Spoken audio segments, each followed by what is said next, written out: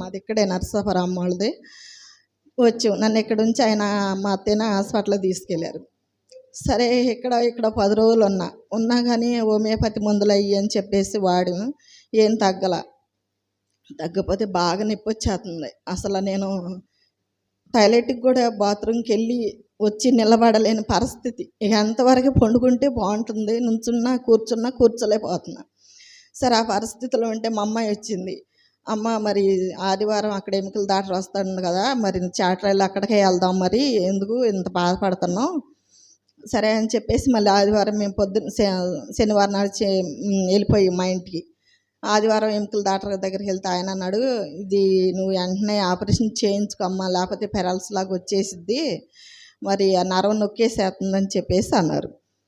సరే మేము ఏం చేసినామంటే బాధగా ఉంది. మా అమ్మాయి ఏం చేసిందంటే ఆయన చెప్పిన సలహా తీసుకొని మాకు దగ్గరలో ఒక ఆమె ఉంది, ఆమెను అడిగితే ఆమె ఆరోగ్యశ్రీ పని చేస్తుంది అక్క అని అడిగితే, చేతుంది చిన్న, మరి తీసుకురండి ఒకసారి అంటే సోమవారం విజయవాడ వెళ్ళిపోయినాం. వాళ్ళు ఏం చేశారు, అన్ని టెస్టులు ఎంఆర్ఐ స్కానింగ్ అవన్నీ చేసి ఆపరేషన్ వెంటనే చేయాలి, లేకపోతే ఇంక పెరాల్సి వచ్చేసిద్ది అన్నారు. సరే వీళ్ళు ఏం చేశారంటే మళ్ళీ కారు కట్టించుకొని రావాలన్న 3000 అయితే నువ్వేడుండమ్మా, మేము తెల్లారి డబ్బులు తీసుకొని నాన్న నేను వస్తాం అని చెప్పేసి అమ్మాయి అడుంచేసి నన్ను వచ్చారు. ఆ నైట్ అంతా కూడా నేను ఒక్కదానే ఉన్నా.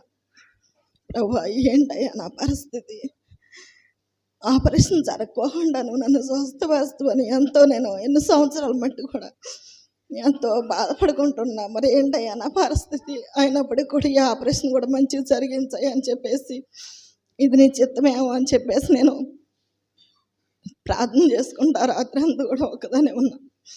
సరే అయితే బుధవారం ఆపరేషన్ అన్నారు.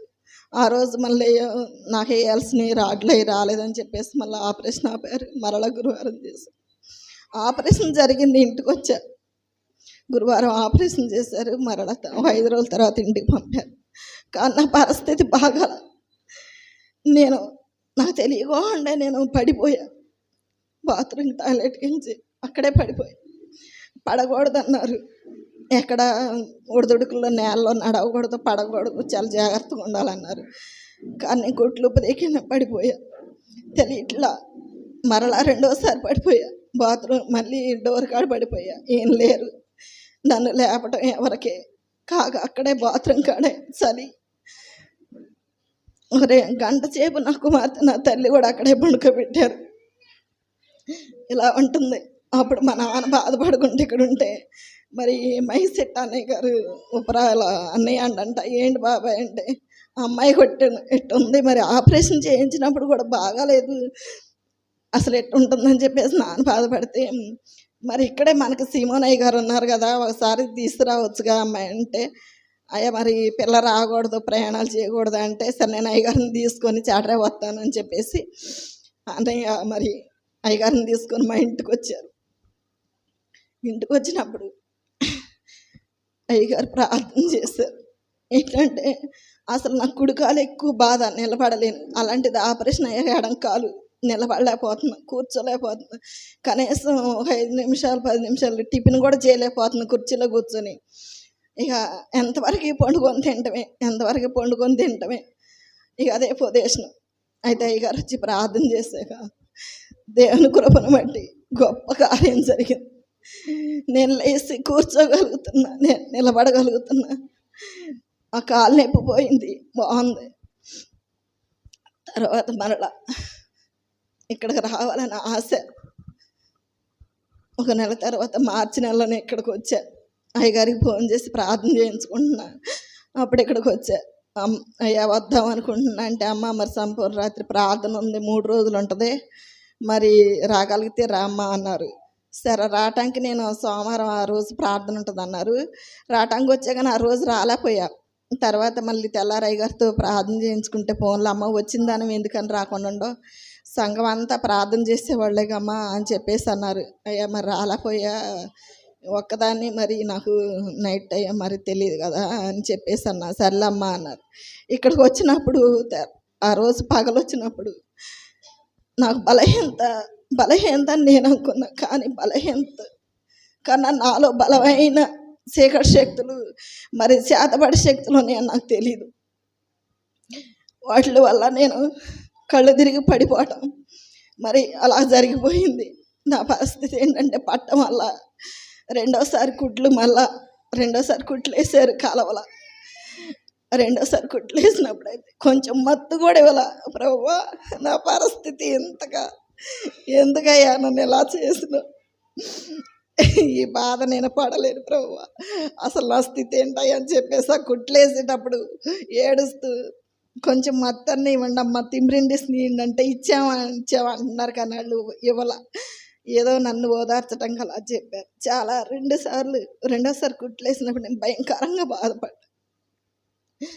ఎంతో మరి ఆ కుట్లు మానడానికి కూడా నేను మరి ఇన్ఫెక్షన్ ఉందన్నారు. చాలా 2 నెలలు పట్టింది.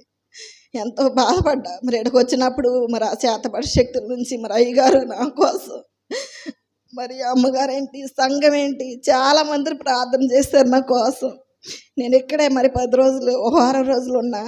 మరి పగలొచ్చి ప్రార్థన చేయించుకొని అయ్యగారితో మరి వెళ్ళేదాన్ని. ఆ శక్తులన్నీ కూడా మరి ఏమైనా తీసుకెళ్ళడానికి వచ్చినాం మేము అని చెప్పేసి మాట్లాడినప్పుడు కూడా తీసుకెళ్ళడానికి నీకు అధికారం లేదని అయ్యగారు ఎంతగానో ప్రార్థన చేసి వాటిని మరి నాలోంచి వెళ్ళిపోయేంతగా మరి ప్రార్థన చేశారు. ఇక నాలో ఏమీ లేదమ్మా, బాగానే ఉంది. నిద్ర పట్టేది కాదు. తెల్లవారులు అందరు నిద్రపోతుంటే నేను అలాగ కళ్ళు మూసుకొని ప్రార్థన చేసుకుంటుండేదాన్ని. అస్సలు నిద్ర పట్టేది కాదు. బైబుల్ తల మీద పెట్టుకొని అసలు వేసి రక్తం వేసుకొని తలకాయ అంతా జుట్టు పీక్కుంటా ఎవరినైనా లేపేదాన్ని కాదు. నా గురించి వీళ్ళు ఎంత ఇబ్బంది పడాలని చెప్పేసి అమ్మలు వేసినప్పుడల్లా ఏంటమ్మా ఊకున్నావు అంటే నిద్ర పడతలేదమ్మా అని చెప్పేదని. ఆ ప్రదేశంలోంచి నన్ను దేవుడు ఎంతగానో లేవనెత్తారు. ఇప్పుడు నేను నా ఇంట్లో పనులు చేసుకోగలుగుతున్నా. మరి దేవుని కృపను బట్టి 10 రోజులుగా మేము కూరగాయల కొట్టు చాటర్లను పెట్టుకున్నాం. ఇదివరకు సనబండ్లో ఉండేది, ఇప్పుడు ఆయన ఒక్కడే చేయలేకపోతున్నాడు. సరే నీ మట్టుకైనా ఇక్కడ కొంచెం ఏదైనా కూర్చొని అమ్ముకుంది కానీ అక్కడ పెట్టారు. నేను నా పనులు నేను చేసుకొని మరి ఆ వ్యాపారం కూడా చేసుకోగలను శక్తి నాకు దేవుడిచ్చాడు. దాన్ని బట్టి నేను ఎంతగానో మరి దేవునికి రుణపడున్నా.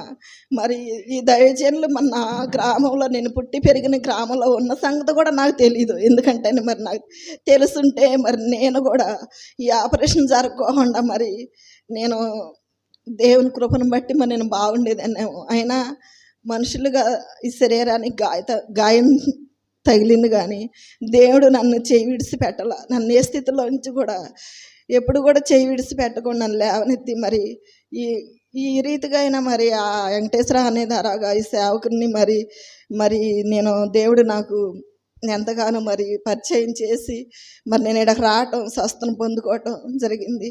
మరి సాక్ష్యాన్ని బట్టి మరి నేను ఎంతగానో రుణపడి ఉన్నాయి దేవునికైతే, సేవకులకైతే. మరి ఇక్కడ సంఘం కూడా నా కోసం మరి చాలామంది, రూతమ్మ ఇంకా చాలామంది నా కోసం ఉండేవాళ్ళు, ప్రార్థన చేసేవాళ్ళు చాలామంది నా కోసం ఎంతగానో మరి శనివారం ఉపవాస ప్రార్థనలో కూడా ఉండి ప్రార్థన చేశారు. దీన్ని బట్టి నేను దైవజనులకి మరి సంఘానికి ఎంతగానో రుణపడినా. నా కోసం అందరూ ప్రార్థన చేయండి. నా కుటుంబం కోసం, నా భర్త కోసం. నా భర్త కూడా ఇంకా మారాలి, రక్షణ పొందాల. అలాగే మరి ఈ మధ్యకాలంలో నా అల్లుడికి ప్రాణం బాగోట్ల, అతనికి కూడా నిద్ర పడతలేదు. మరి గత 3 రోజుల క్రితం ఇక్కడికి వచ్చారు. నా కుమార్తెకి బాగా విశ్వాసం. అబ్బాయికి మనవడక బాగలేకపోయినా ముందు అయ్యగారికి ఫోన్ చేసి ప్రార్థన చేయించింది. వెంటనే ఆ బిడ్డకు కూడా విడుదల వచ్చింది. అలాగా ఆమె ఇక్కడికి వచ్చేది కూడా నాకు తెలియదు అసలు. అయితే ఇక్కడికి వచ్చింది. ఏంటమ్మా ఇక్కడికి వచ్చారంటానంటే, అమ్మ నేను చాటరాయి రాను, నేను వచ్చింది ఎందుకు ప్రార్థనకు వచ్చాను, నేను నర్సాపర్లో అమ్మమ్మ వాళ్ళ ఇంటికి ప్రార్థనకి వెళ్ళి అయ్యగారితో ప్రార్థన చేయించుకుంటాం అమ్మ అంది. సరేలమ్మ ఉండండి అన్న. నాకు పిల్లలు ఉన్నారు, నాకు కూడా నేను సాక్ష్యం చెప్పుకోవాలన్నప్పుడు అనుకున్న అవకాశం కుదరలేదు. ఎందుకంటే అలా బల్లారాధన కార్యక్రమం ఉంది, మరి సమయం మించిపోతుందని చెప్పేసి నేను సాక్ష్యం చెప్పలేకపోయా. తర్వాత వద్దాం అనుకున్నా, నేను రాలేకపోయా. ఇందుకు దేవుని మేలు నేను పొందుకొని కూడా సాక్ష్యం చెప్పుకోలేకపోయా. నా మనసు ఎంతగానో ఘోషిస్తుంది. ఈరోజు నాకు నిన్న వెంటనే నా భర్త కూడా బయటికి వెళ్ళలేదు. నేనైతే పిల్లల దగ్గరికి రేపు వెళ్తానని చెప్పేసి అన్న. అంటే ఆయన అన్నాడు, మరి నువ్వు ఈ రాత్రి ప్రార్థన ఉంటుందంటగా, వాళ్ళతో పడుకు నువ్వు కూడా వెళ్ళేసారా అని చెప్పేసి నాకు తెలియకుండా వాళ్ళు ఫోన్ మాట్లాడుకొని అల్లుడిని పంపించింది. అయితే ఏంటయ్యా వచ్చినావు అంటే, నువ్వు వత్తనాన్ని వంటగా అత్తయ్య ఎక్కించురా మంది అమ్మాయి అంటే, నేను అప్పటికప్పుడు బయలుదేరి మరి అల్లుడు ఎమ్మటి బట్టి ఆటమైన రాత్రి ఉపవాస ప్రార్థనలో దేవుడు నాకు మరి అవకాశం దేవుడిచ్చారు. ఈ ఆరాధనలో కూడా దేవుడు నాకు అవకాశం ఇచ్చినందుకు వందనాలు. మరి నా కోసం అందరూ ప్రార్థన, నా కుమారుడు కూడా మారలేదు, అందరూ ప్రార్థన చేయండి. ఈ కొద్ది సాక్ష్యం దేవుడు దీవించిన గాక. ఆమె మీ పేరేంటి తెలుసండి? సుధా. మన మాలపల్లి పేరు, నాన్న పేరు ఏంటమ్మా? పేరయ్య గారి యొక్క కుమార్తె. ఈమెకి చాలా బలహీనంగా ఉన్నప్పుడు, నడుము బాగా ఇబ్బందికరంగా ఉన్నప్పుడు పడిపోతూ ఉన్నారు. ఏ బాత్రూమ్కి వెళ్ళాలన్నా, బయటికి రావాలన్నా పడిపోతున్నారు. ఉప్పర్ బజారు మన వెంకటేశ్వర గారు మైకులు తీసుకొస్తూ ఉంటాం కదా, ఆయన ఆ వెంకటేశ్వర గారు వీళ్ళ నాన్నతో అన్నారు, బాబాయ్ మనం అనేక చోట్ల తిరుగుతున్నాము, పాస్టర్ గారిని మనం మర్చిపోయాము, పాస్టర్ గారి దగ్గరికి వెళ్దామని గుర్తు చేశాడంట. ఫోన్లో ప్రార్థన చేయించినప్పుడు అద్భుతంగా ఆమెకి పడిపోయే స్థితి నుంచి కొంచెం విడుదల కలిగిందనే సంగతి తెలుసుకున్నాక ఇక మన దగ్గర రావడం జరిగింది. వచ్చాక ఈ మీద వార్చలేక చేతబడి ప్రయోగం జరిగిందనేది దర్శనాల ద్వారా కొన్ని బయలుపరిచారు దేవుడు. ఆ తర్వాత ఏం గురించి ప్రార్థన చేయటం జరిగింది. దేవుడు అద్భుతం చేశారు. దేవునికి మహిమ కలుగును గాక. మళ్ళీ వాళ్ళ తర్వాత వాళ్ళ అల్లుడికి కూడా విశ్వాసం కలిగింది, కూతురికి అల్లుడికి కూడా. వాళ్ళు కూడా 2 రోజుల నుంచి వాళ్ళు అక్కడుండి ఇక్కడ ప్రార్థన చేయించుకుంటున్నారు. ఆయన సాక్ష్యం తర్వాత చెప్తాడు. ఓకే, వందనాలు.